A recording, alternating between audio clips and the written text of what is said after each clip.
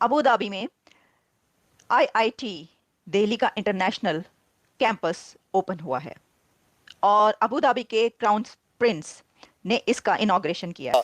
ये जब वहाँ जाते हैं और ये बेरोजगार होते हैं, ये भीख मांगना शुरू कर देते हैं, क्राइम करते हैं, क्राइम से ज्यादा भीख मांगना शुरू कर देते हैं। एक लीडर जाता है जाके कहता है कि या हबीबी हेल्प, ठीक है जी, कर्जा रोलेबल करना है, और दूसरा जाता है who is not a Muslim but he is a Hindu, उनके पास जा कहते हैं या हबीबी हमसे जो है ना ये इंस्टीट्यूट ले लो।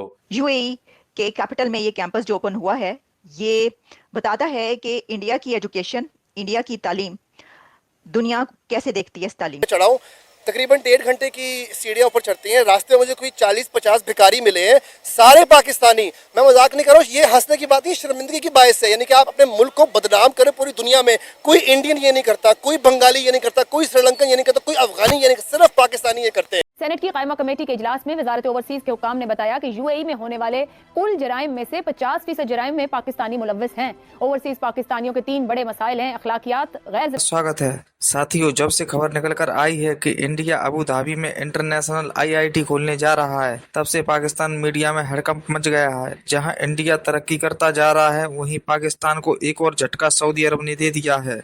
पाकिस्तान को लगा कि सऊदी अरब से पैसा मिलने वाला है, लेकिन सऊदी अरब ने वो पैसा भारत की स्टार्टअप कंपनी में इन्वेस्ट कर दिया है, जो पैसा पाकिस्तान को मिलने वाला था। पाकिस्तान ने तो पैसा खर्च करने का पूरा डाटा तैयार कर लिया था। दोस्तों, इस आईआईटी कैंपस का अबू धाबी के क्राउन प्रिंस ने इनॉग्रेशन किया है। इससे पाकिस्तान मीडिया बेचैन है। चलते हैं वीडियो की ओर, लेकिन जाने से पहले दोस्तों आपसे एक रिक्वेस्ट है, अभी तक वीडियो को लाइक नहीं किया है तो लाइक कर दें और चैनल को सब्सक्राइब कर दें। यूएई के अंदर इंडिया आईआईटी खोलने जा रहा है। क्या कहेंगे आप इस हवाले से कि आईआईटी इंडिया का इतना बड़ा इंस्टीट्यूट, जो कि ड्रीम है, सुंदर पिचाई जैसे हीरोज जो है वहां से पढ़ के निकले और आज पूरी दुनिया में रूल कर रहे हैं। अब आईआईटी जो है वो यूएई में खुलने जा रहा है, यानी यूएई के बच्चे बच्चियां ये कहेंगे कि हम आईआईटी से पढ़े लिखे हैं। हाँ जी, ऐसा ही है। इस पे मैं ये कहूँगा कि बड़ी अच्छी बात है कि अब फाइनली पाकिस्तानियों को भी आईआईटी जैसे शानदार इंस्टीट्यूट पढ़ने का मौका मिलेगा, जो अब क्योंकि इंडिया का तो वीज़ा मिलता नहीं है।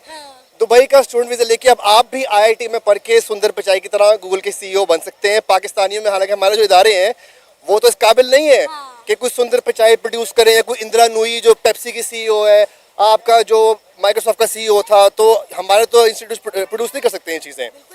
तो बड़ी अच्छी बात है। हर पाकिस्तानी को चाहिए कि वो नस्ट और जिकी और ये यूसीपी के बजाय दुबई अप्लाई करें और आईआईटी पढ़े, क्योंकि उनकी फीस भी काफ़ी मुनासिब होती है, क्योंकि आई थिंक वो सरकारी इदारा है। लेकिन बात यह है कि यूएई पाकिस्तानियों का वीजा नहीं दे रहा। असल में मेरा जो प्रोफेशन है ना, वो मैं मैन पावर सप्लाई करता हूँ मिडिल ईस्ट में। अच्छा। लेबर तबके में, तो इस बात का मुझे बड़ी तरह से पता है कि वजह क्या है। वजह क्या है? इसकी 2 वजूहत हैं। पहली ये है कि पाकिस्तान में ना जो हम मजदूर भेजते हैं, जो इंजीनियर डॉक्टर होते हैं, उनको मसला नहीं है, उनको जॉब मिल जाती, वीज़ा मिल जाते हैं। लेकिन पाकिस्तान की बहुत कम तादाद इंजीनियर डॉक्टर है। मेजॉरिटी जो है वो ब्लू कलर वर्कर है, जो कोई मजदूर होगा, नर्स होगी, लेबर होगा, एसी टेक्नीशियन, प्लम्बर होगा। इन लोगों को वीज़े इसलिए नहीं मिल रहे हैं क्योंकि इन्हीं फील्ड्स में इंडिया, श्रीलंका और बांग्लादेश और फिलीपीन से जो वर्कर्स आते हैं वो अंग्रेज़ी बोलते हैं, उनको अंग्रेज़ी आती है। और यूएई की कंस्ट्रक्शन कंपनीज में इंजीनियर आपका होता है गोरा या कोरियन या चाइनीज़, उसको उर्दू तो नहीं आती होगी, तो उसने अगर इंफॉर्मेशन लेबर तक पहुँचानी है, बीच में आता है फोरमैन। हमारे फोरमैन को अंग्रेज़ी नहीं आती, वो कोई कम्युनिकेशन नहीं होती। पहला मसला ये। दूसरा मसला ये है कि हमारे जो टेक्निकल ट्रेनिंग इंस्टीट्यूट होते हैं, एक तो यूनिवर्सिटी होते हैं 4 साल की डिग्री, एक होता है डिप्लोमा, जो आपके एसी टेक्नीशियन होते हैं, प्लम्बर होते हैं, इन्होंने डिप्लोमा किए हुए होते हैं। इन लोगों को काम नहीं आता है। यहाँ पे हमारे ट्रेनिंग इंस्टीट्यूशंस बहुत ख़राब है, इन्हें काम नहीं आता। ये वहाँ जाते हैं तो उनको लोग एम्प्लॉय करना प्रेफर नहीं करते हैं।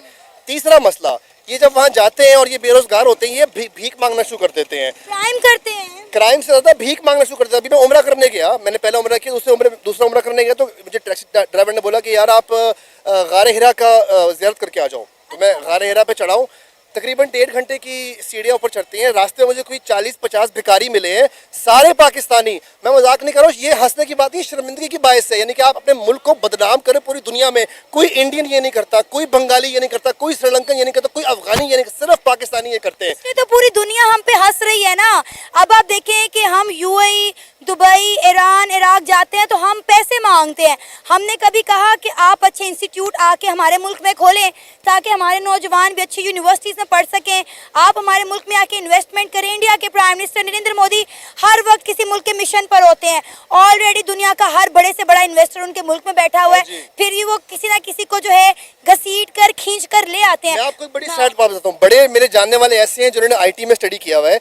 आईटी की टॉप कंपनीज जो है एम्प्लॉयमेंट के लिए वो कौन सी हैं? गूगल, फेसबुक, मेटा, ट्विटर, ठीक है, माइक्रोसॉफ्ट, एडोब, नोकिया। हाँ, ये कंपनीज यहाँ पे आईटी वाले जॉब करना चाहते हैं। मेरे इतने दोस्त से कहते हैं कि यार दुआ अल्लाह करता कि पार्टीशन ना होती, हमें फेसबुक में और गूगल में काम करने का मौका मिलता। अब ये कंपनीज पाकिस्तान में क्यों नहीं इन्वेस्ट करती हैं? इनको भत्ता देना पड़ता है। यहाँ तक कि जो बड़ी बड़ी आपकी एमएनसीज है, मल्टीनेशनल कॉर्पोरेशन है, टेलीनॉर हो गई, इन लोगों को मिलियंस ऑफ डॉलर साइड पे रखने पड़ते हैं कि खुदा ना खास्ता नून लीग की हुकूमत आएगी तो हमें ये भत्ता देना पड़ेगा। 1998 में मर्सिडीज या बीएमडब्ल्यू में से किसी एक ने पाकिस्तान को अप्रोच किया था कि आपकी लेबर कॉस्ट कम है, हम यहाँ फैक्ट्री बनानी चाहते हैं। नवाज शरीफ की हुकूमत ने उनसे इतना भत्ता मांगा था कि वो उन्होंने अपनी फैक्ट्री पाकिस्तान से शिफ्ट करके इंडिया में लगा दी, और अगले 20 साल से जो पाकिस्तान में मर्सिडीज नहीं आती है वो सारी मेड इन इंडिया होती हैं। आज भी ये हो रहा है। तो ये हमारे हुक्मरान ने इतना इन्वेस्टमेंट कोई नहीं यहाँ पे करना चाहता। उनको पता आपकी इन्वेस्टमेंट सेफ नहीं है, आपसे भत्ता लिया जाएगा। सेकेंडली आपकी पॉलिटिकल इंस्टेबिलिटी है। ये हुकूमत ने हमें अगर टैक्स पे थोड़ी सी रियायत दे दी, अगली हुकूमत आके हमारा टैक्स डबल कर देगी। तो कोई कंसिस्टेंसी नहीं है पॉलिसी के अंदर। कौन यहाँ पे आके इन्वेस्ट करेगा? बेड़ा गर्क करके रख दिया हमने पाकिस्तान का। पता नहीं हमने शायद इसी मुल्क के लिए पाकिस्तान बनाया था। भाई अभी नवाज शरीफ को सपोर्ट कर रहे थे। मेरा ये सवाल है कि ठीक है आप अरबों रुपए के कर्जे लेके सड़कें और मेट्रो बना देंगे, लेकिन वो सड़क के ऊपर जो बच्चा आपका चल रहा है वो स्कूल नहीं जा रहा है, वो भीख मांगने के लिए जा रहा है। यही पैसा अगर आप तालीमी इदारों में लगाएं, आप अपने हेल्थ के सिस्टम में लगाएं, तो आप किसी को परवाह नहीं है। नवाज शरीफ की हुकूमत सिर्फ ये चाहती है कि आप बस वो काम करो जो नजर आए। क्या देखो मेट्रो लाती है, एनु वोट दो। अब अगर आपको तालीमी इदारे बनाएंगे, एजुकेशन रिफॉर्म करेंगे, वो चीज़ें नजर नहीं आती हैं, तो इस पर आप वोट नहीं खरीद सकते। ये लोग सिर्फ इख्तियार में आने के लिए पॉलिसियां लेके आते हैं जिससे इनको शॉर्ट टर्म फायदे हो, ताकि अगले इलेक्शन में फिर जीत के आ जाए।